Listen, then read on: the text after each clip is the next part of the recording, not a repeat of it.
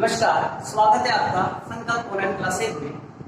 अब तक हम सहायक पाचन ग्रंथियों के बारे में पढ़ रहे थे। इसमें लाल ग्रंथियां और यकृत ग्रंथि के बारे में हम विस्तार से पढ़ चुके थे। आज का हमारा टॉपिक है अग्नाशय ग्रंथि या पैंक्रियास ग्लैंड। जैसा कि ये सभी ग्रंथियां पाचन क्रिया में सहायक होती है, इसीलिए इन्हें हम सहायक पाचन ग्रंथि के रूप में यहाँ पर अध्ययन कर रहे हैं। तो आज का हमारा टॉपिक है अग्नाशय ग्रंथि। अग्नाशय ग्रंथि, इसे पैंक्रियास ग्लैंड भी कहा जाता है। पैंक्रियास ग्लैंड भी इसे कहा जाता है। हम इसकी उत्पत्ति की बात करते हैं तो इसकी उत्पत्ति एंडोडर्मल होती है, यानी इसकी उत्पत्ति एंडोडर्म के द्वारा होती है। भ्रूणीय अवस्था में तीन झिल्लियां होती हैं, एक्टोडर्म, मेसोडर्म और एंडोडर्म, जिनसे शरीर के सभी अंगों का निर्माण होता है। तो अग्नाशय ग्रंथि का निर्माण भ्रूणीय अवस्था में एंडोडर्म झिल्ली के द्वारा होता है। इसके बारे में जनन वाले चैप्टर में विस्तार से पढ़ेंगे, लेकिन अभी इसकी उत्पत्ति एंडोडर्म के द्वारा होती है। उपस्थिति कहाँ है? तो ये उदर गुहा में पाई जाती है। उदर गुहा में बाईं तरफ ग्रहणी की दोनों भुजाओं के मध्य पाई जाती है। इसका रंग कैसा होता है? इसका रंग हल्का पीला होता है। हल्का पीले रंग की ये ग्रंथि होती है। अग्नाशय ग्रंथि की एक मिश्रित ग्रंथि कहलाती है, क्योंकि ये अंतःस्रावी एवं बहिःस्रावी दोनों प्रकार से कार्य करती है। अंतःस्रावी प्लस बहिःस्रावी, अंतःस्रावी एवं बहिःस्रावी। इसका बहिःस्रावी भाग 99% होता है और इसका 1% भाग अंतःस्रावी होता है, इसीलिए इसे मिश्रित ग्रंथि भी कहा जाता है। मिश्रित ग्रंथि भी कहा जाता है। इसकी आकृति की बात करें तो इसकी आकृति अनियमित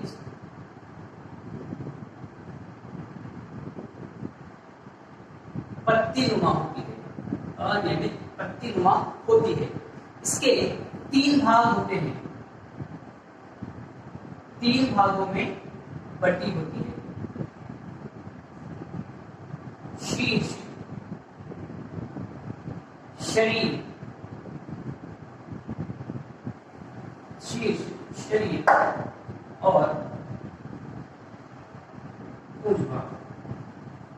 अग्नाशय ग्रंथि सभी जीवों में एक महत्वपूर्ण ग्रंथि होती है, जो अग्नाशय रस के साथ साथ इंसुलिन, ग्लूकेगॉन, सोमेटोस्टेनिन, सीरोटोनिन और गैस्ट्रिन हार्मोन का स्रावन करती है।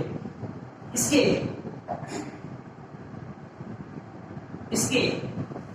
2 संरचनाएं पाई जाती हैं। अग्नाशय ग्रंथि में 2 संरचनाएं मिलती हैं। नंबर 1 पुटिकाएं या एसिनाइन,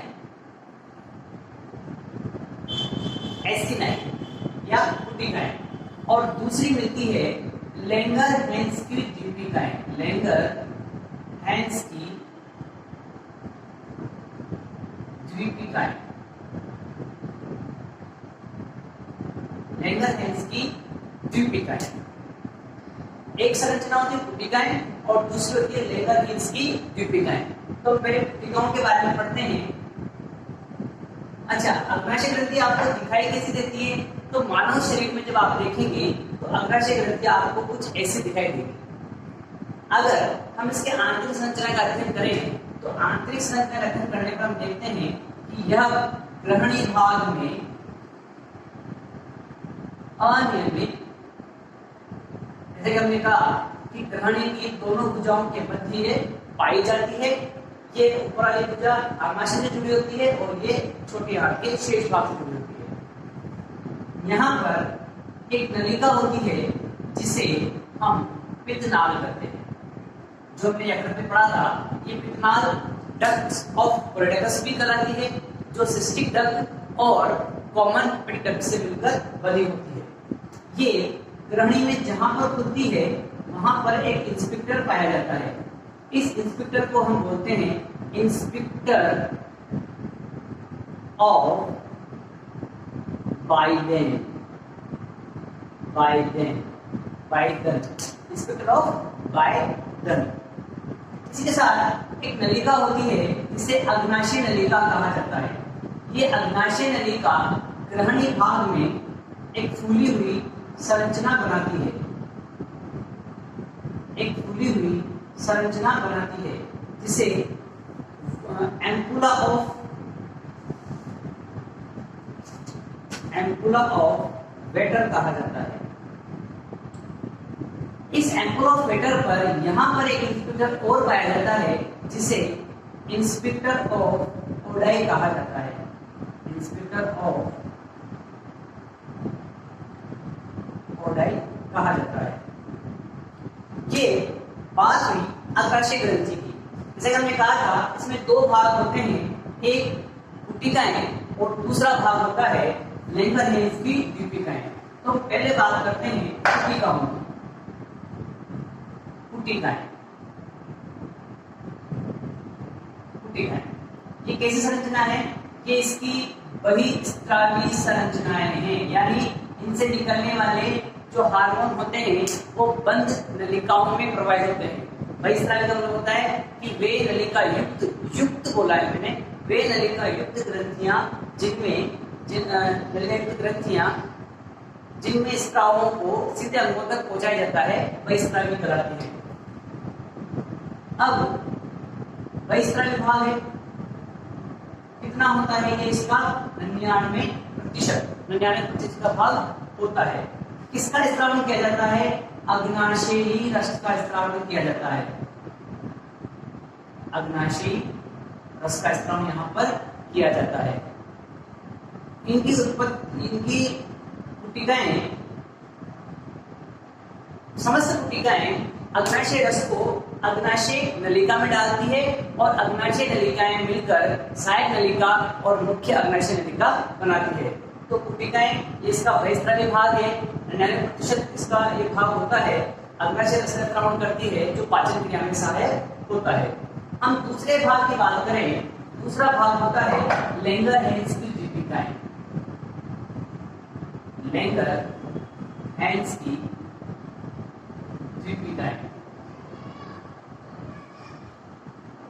लैंगरहैंस की दीपिकाओं की बात करें तो ये इसका अंतःस्रावी भाग है। अंतःस्रावी, इसे हम कहते हैं अंतःस्रावी वह नलिका विहीन ग्रंथियां जो अपने स्राव को सीधा रक्त में छोड़ती हैं। इनमें नलिकाएं नहीं पाई जाती और ये अपने स्राव को सीधा रक्त में छोड़ती हैं, इसलिए इसे अंतःस्रावी ग्रंथियां कहते हैं। तो चूंकि अग्नाशय ग्रंथि मिश्रित ग्रंथि है, इसका 99% भाग बहिस्त्रावी होता है, लेकिन 1% भाग इसका अंतःस्रावी होता है। मुख्यतः कौन से हार्मोन निकलते हैं? तो इंसुलिन इससे स्रावित होता है, निकलने वाले हार्मोन है इंसुलिन, ग्लूकेगॉन,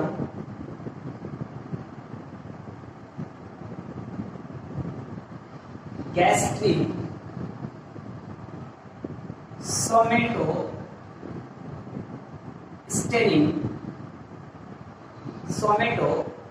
सोमेटोस्टेरिन, सीरेटोनिन, ये मुख्य हार्मोन होते हैं जो लैंगरहैंस की दीपिकाओं द्वारा स्रावित किए जाते हैं। अब यहाँ पर लैंगरहैंस की दीपिकाओं में कुछ कोशिकाएं पाई जाती हैं। बात करते हैं पहली कोशिका, जिसे हम बोलते हैं अल्फा कोशिका।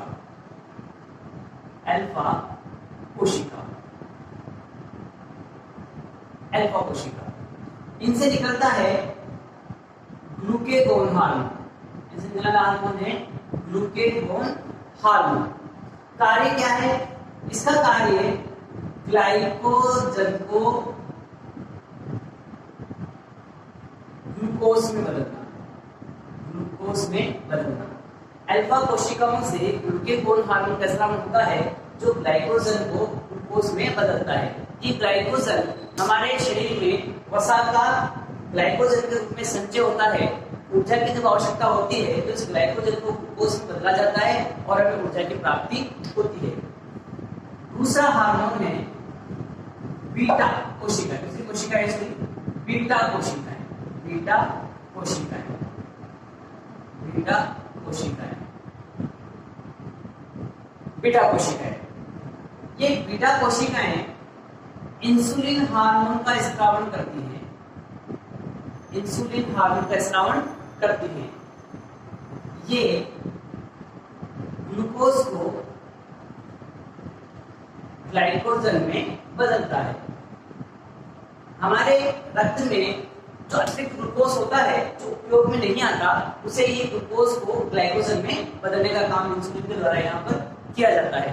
यहाँ पर एक चीज और इम्पोर्टेंट होती है और आपको पता होना चाहिए कि जब हमारे शरीर में इंसुलिन की कमी होती है, इंसुलिन की कमी होती है, तो कमी होने पर एक रोग होता है जिसे बोला जाता है diabetes. Diabetes mellitus. Diabetes mellitus. Insulin की कमी होने पर रक्त में शर्करा का लेवल बढ़ जाता है। जब शर्करा का लेवल बढ़ जाता है तो एक रोग उत्पन्न होता है जिसे बोलते हैं डायबिटीज मेलिटस। ऐसे व्यक्तियों में रक्त में शर्करा की मात्रा लगातार बढ़ती जाती है। जब इंसुलिन की वृद्धि होती है तो इंसुलिन की वृद्धि होने पर रक्त में ग्लूकोज की मात्रा घट जाती है। इसे इंसुलिन आघात कहा जाता है। और आपको जनवरी में 14 नवंबर को अंतर्राष्ट्रीय मधुमेह दिवस भी मनाया जाता है। तो एक गंभीर बीमारी है जो अनियमित खान पान के कारण या अव्यवस्था होने के कारण शरीर के कार्यप्रति अवस्था होने के कारण या अनियमित खान पान के कारण ये रोग उत्पन्न होता है डायबिटीज मेलिटस। ये इंसुलिन की कमी के कारण उत्पन्न होता है जो बीटा कोशिकाओं के द्वारा स्रावित किया जाता है। तो ये मुख्य हार्मोन होते हैं तो लेकर इसकी दीर्घिकाओं द्वारा यानी अल्फा और बीटा कोशिकाओं द्वारा स्रावित किए जाते हैं। ग्लूकागोन और इंसुलिन एक दूसरे के विपरीत कार्य करते हैं। इसमें रक्त में शर्करा की मात्रा बढ़ने पर इंसुलिन उसकी मात्रा को कम करता है, जबकि रक्त में ग्लूकोज की मात्रा कम होने पर ग्लूकेगोन ग्लाइकोजन को ग्लूकोज में वापस परिवर्तित कर देता है। यानी ग्लूकोज को अगर ग्लाइकोजन में बदलना है तो इंसुलिन द्वारा कार्य किया जाता है और अगर इस ग्लाइकोजन को ग्लूकोज में बदलना हो तो ग्लूकेगोन के द्वारा कार्य किया जाता है। ठीक है। तीसरी कोशिकाएं और पाई जाती हैं जिसे हम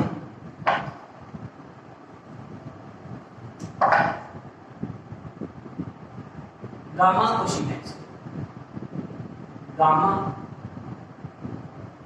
कोशिकाएं हम दो कोशिकाएं पढ़ चुके हैं, अल्फा कोशिकाएं और बीटा कोशिकाएं। ये तीसरी कोशिकाएं हैं जिन्हें गामा कोशिकाएं गैस्ट्रिन हार्मोन का स्राव करती हैं। गामा कोशिकाएं गैस्ट्रिन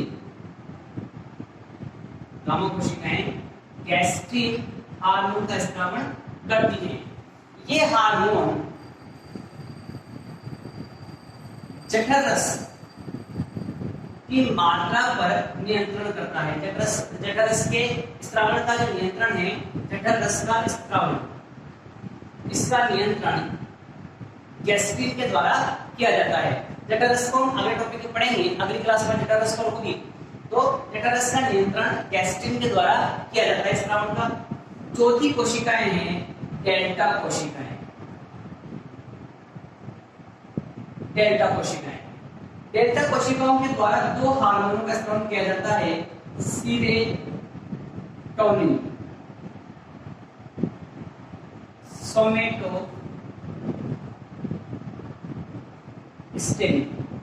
सेरोटोनिन और सोमेटोस्टेरिन। ये दोनों हार्मोन आहार नाल की गति पर नियंत्रण करते हैं। आहार नाल की गति पर नियंत्रण करते हैं। तो ये हमारा टॉपिक था अग्नाशय ग्रंथि। क्या रखना है आपको? अग्नाशय ग्रंथि अनियमित पट्टीनुमा हल्के पीले रंग की ग्रंथि होती है जो उदर गुहा में बाईं तरफ ग्रंथ दोनों भुजाओं के मध्य में पाई जाती है।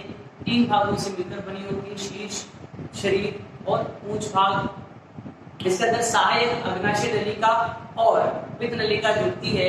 इस सहायक अग्नाशय नलिका पर इंस्पेक्टर ऑफ फोडाई पाया जाता है, जबकि पित्त नाल पर इंस्पेक्टर ऑफ बायडेट पाया जाता है। एक फूली संरचना यहाँ पर निर्मित होती है जिसे एम्पुला ऑफ वेटर कहा जाता है। अग्नाशय ग्रंथि एक मिश्रित ग्रंथि है जो अंतःस्रावी और बहिःस्रावी दोनों प्रकार की होती है।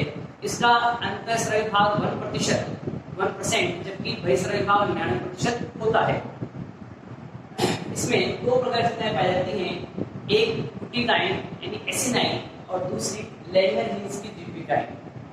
तो जो पुटिकाइन है वो इसका बहिःस्रावी अग्नाशय ग्रंथि का बहिःस्रावी भाग होती है जो कुल स्राव का 99% भाग बनाती है और इसके द्वारा अग्नाशय रस का स्राव किया जाता है।